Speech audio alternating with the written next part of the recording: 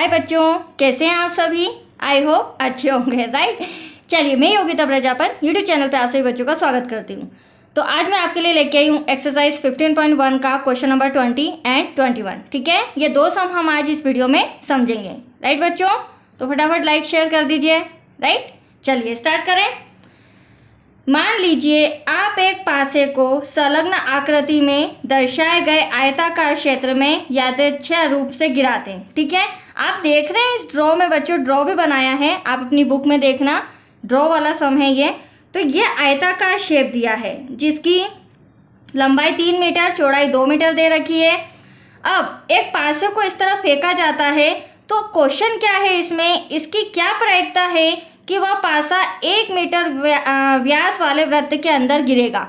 तो आप देख रहे हैं यहाँ पे ये वृत्त भी है इसके अंदर बना हुआ, और इसका व्यास कितना मीटर है, 1 मीटर।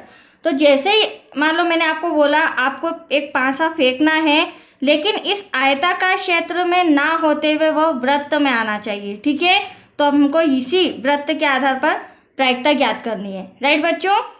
तो चलिए, अब ये सम थोड़ा सा डिफरेंट है अदर समों से, हमें यहाँ पे कुल परिणाम नहीं पता है।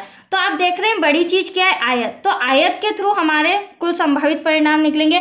और क्वेश्चन क्या है, क्वेश्चन हमें वृत्त से रिलेटेड है। तो हम क्या करेंगे बच्चों, आयत का क्षेत्रफल निकालेंगे, देन वृत्त का क्षेत्रफल निकालेंगे, और कुल क्षेत्रफल आयत का होगा क्योंकि बड़ा आयत है। फिर डिवाइड के ऊपर हम रखेंगे वृत्त का क्षेत्रफल। तो देखो किस तरह से करते हैं सॉल्व हम। आयताकार क्षेत्र का कुल क्षेत्रफल, यह आयताकार क्षेत्र है, आयताकार क्षेत्र का कुल क्षेत्रफल। तो कुल क्षेत्रफल कितना हो जाएगा, आयत का क्षेत्रफल तो आपको पता ही है, लेंथ इंटू ब्रेथ, मतलब 3 × 2, 3 2 6 मीटर स्क्वायर। ठीक है, ये पूरा हमारे पास क्षेत्रफल आ गया, जिसे हम कह सकते हैं कुल संभावित क्षेत्रफल। क्या कह सकते हैं बच्चों, कुल संभावित क्षेत्रफल इक्वल्स टू 6 मीटर स्क्वायर। ठीक है, फिर मैंने आपको बोला था पहले हम आयत का क्षेत्रफल निकालेंगे, फिर हम वृत्त का क्षेत्रफल निकालेंगे। तो अब हम निकालते हैं वृत्त का क्षेत्रफल। तो वृत्त का क्षेत्रफल फॉर्मूला होता है, हमने 12 चैप्टर पूरा वृत्त से रिलेटेड समझा है, पाई आर स्क्वायर। ठीक है, पाई की वैल्यू नहीं रखना है क्योंकि हमें पूरी तरह सॉल्व नहीं करना है। आर, हाँ, अब हमारे पास त्रिज्या नहीं है, बट आपको मैंने सिखा रखा है, हमें दे रखा है व्यास। व्यास कितना है बच्चों, 1 मीटर। तो त्रिज्या आर कितनी हो जाएगी, 1/2, क्योंकि जो भी व्यास होता है उसकी आधी त्रिज्या हो जाती है। तो यहाँ पर त्रिज्या क्या हो जाएगी, 1/2 का होल स्क्वायर। अब 1 का 1 में करोगे 1 ही आएगा, और उस 1 में पाई का करोगे तो पाई 1 × पाई। तो यहाँ पर क्या आ जाएगा, पाई, और 2 2 4। यह हमारा वृत्त का क्षेत्रफल आ गया। अब हम क्या करेंगे, कुल क्षेत्रफल डिवाइड में रखेंगे 6, और जो हमें क्वेश्चन किया गया था, क्या क्वेश्चन किया गया था कि ये पासा किसके अंदर आना चाहिए, 1 मीटर व्यास वाले वृत्त के अंदर आना चाहिए। ठीक है, तो जो क्वेश्चन किया है वो हमारे अनुकूल परिणाम हो जाएंगे। तो फॉर्मूला लिखते हैं प्रायिकता का, प्रायिकता इक्वल्स टू अनुकूल परिणामों की संख्या। अगर ये ना लिखना हो तो आप आयत का क्षेत्रफल और वृत्त का क्षेत्रफल भी लिख सकते हैं, कुल परिणामों की संख्या। हाँ, आयत का अगर आपको थोड़ा सा कंफ्यूज कर रहा है तो आप ये भी लिख सकते हैं, आयत का क्षेत्रफल आप नीचे लिखेंगे क्योंकि वही कुल संभावित क्षेत्रफल है। तो आयत का क्षेत्रफल नीचे और वृत्त का क्षेत्रफल डिवाइड के ऊपर आ जाएगा। ठीक है, तो आयत का क्षेत्रफल 6 है और वृत्त का क्षेत्रफल ये रहा आपके सामने, पाई, जिसे हम ऊपर रखेंगे पाई/4, डिवाइड में आयत का क्षेत्रफल कितना है, 6। अब देखो बच्चों, इसके डिवाइड में कुछ नहीं है तो हम 1 लिख सकते हैं, राइट। अब इसका मल्टीप्लाई इससे और 4 का मल्टीप्लाई 6 से, किस तरह देख लो आप, पाई/4 मल्टीप्लाई बाय, ये 1 ऊपर चला जाएगा और 6 नीचे का नीचे, मल्टीप्लाई करेंगे पाई 1 × पाई, 6 4 × 24। तो ये आया हमारा आंसर। ठीक है, तो आया आपको समझ में, बहुत ही सिंपल सा था, बस थोड़ी सी ट्रिक लगानी है इसमें, दोनों के क्षेत्रफल निकालना है। चलिए नेक्स्ट क्वेश्चन पे आ जाइए, क्वेश्चन नंबर 21। ये बहुत ही अच्छा समय एग्जाम में आता है, ठीक है, एग्जाम में पूछा जाता है। सॉरी, रिटर्न यहाँ पर नहीं किया है, पीछे रिटर्न किया है। मैं वही सोच रही थी इतना छोटा सा एक लाइन का सम कैसे हो सकता है, मैंने जब इसे देखा था तो काफ़ी बड़ा था। चलिए करें स्टार्ट। क्वेश्चन 21। 144 बॉल पेनों के समूह में 20 बॉल पेन खराब है, ठीक है।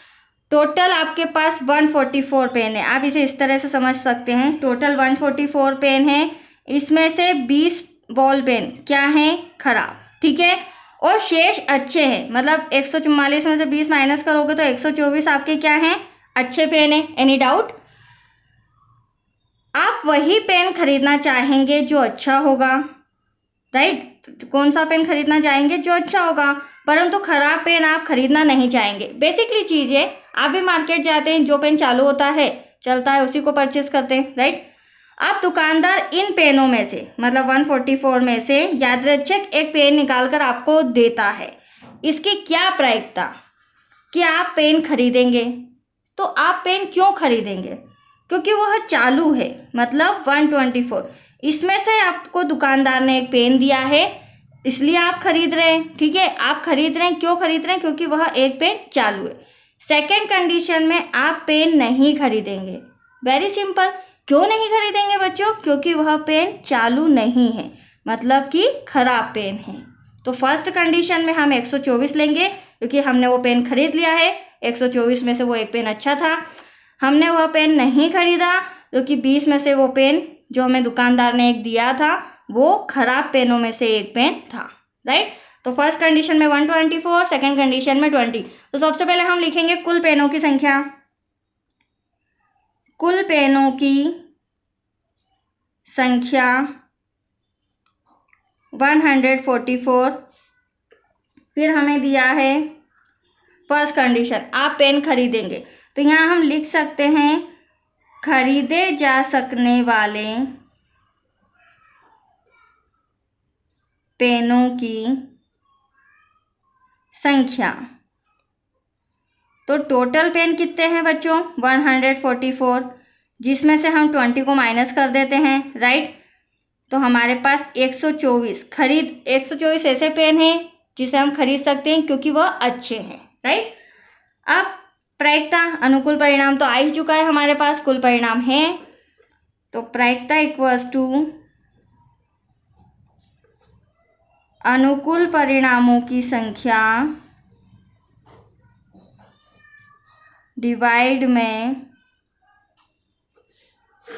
कुल परिणामों की संख्या। चलिए, अनुकूल परिणाम हो जाएंगे आपके 124, देन कुल परिणाम हो जाएंगे आपके 144।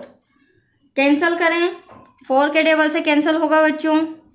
4 3 ज़ा 12, 4 1 ज़ा 4, वापस से 4 3 ज़ा 12, 2 बचा 24 हो गया। तो 4 6 ज़ा 24, 31 डिवाइड में 36, दैट इज यूर आंसर। 36 में से 31 पेन अच्छे हैं। आया आपको समझ में? अब सेकेंड कंडीशन, आप पेन नहीं खरीदेंगे। तो नहीं खरीदे जा सकने वाले पेनों की संख्या हम यहाँ पर सॉल्व कर लेते हैं इसे। सेकेंड कंडीशन यहाँ लिखेंगे हम नहीं खरीदे जा सकने वाले पेनों की संख्या इक्वल्स टू 20। हम क्यों नहीं खरीद रहे हैं? क्योंकि यह पेन खराब है, ठीक है। ऐसे 20 पेन हैं दुकानदार के पास। प्रायिकता इक्वल्स टू अनुकूल परिणामों की संख्या डिवाइड में कुल परिणामों की संख्या। चलिए, अनुकूल परिणाम कितने हो गए बच्चों? 20 डिवाइड में टोटल कुल परिणाम, टोटल पेन हमारे पास 144 है, ठीक है। कैंसिल करें तो ये भी 4 से ही होगा, क्योंकि 4 5 ज़ा 20, 4 2 ज़ा 12, 24, 4 6 ज़ा नहीं 4 3 ज़ा 12, 4 6 ज़ा 24, ठीक है, हो सकता है सम एक्सप्लेन करने में मुझसे मिस्टेक हो जाती है कहीं ना कहीं, भी कंटिन्यूस इतना बोलने में आता है, आदत भी नहीं है अभी तो मेरी, अभी स्टार्ट ही किया, थोड़ा ही टाइम हुआ है मुझे चैनल बनाए को, ठीक है, तो हो जाता है मिस्टेक, राइट बच्चों। तो आप इस चीज़ को गौर मत कीजिएगा। बाकी हाँ, मैं जिस तरह से समझा रही हूँ, जिस पैटर्न से समझा रही हूँ, वो आप अच्छे से समझिए, ठीक है। तो चलिए, मैंने 2 सम का बोला था, ये 2 सम हो चुके हैं हमारे, राइट बच्चों। इन्हें अच्छे से समझ लिए, डाउट क्लियर कर लीजिए, फिर आगे बचे नहीं है हमारे पास, ये चैप्टर ख़त्म होने वाला है, फिर हम नया चैप्टर स्टार्ट करेंगे, राइट। थैंक यू बच्चों।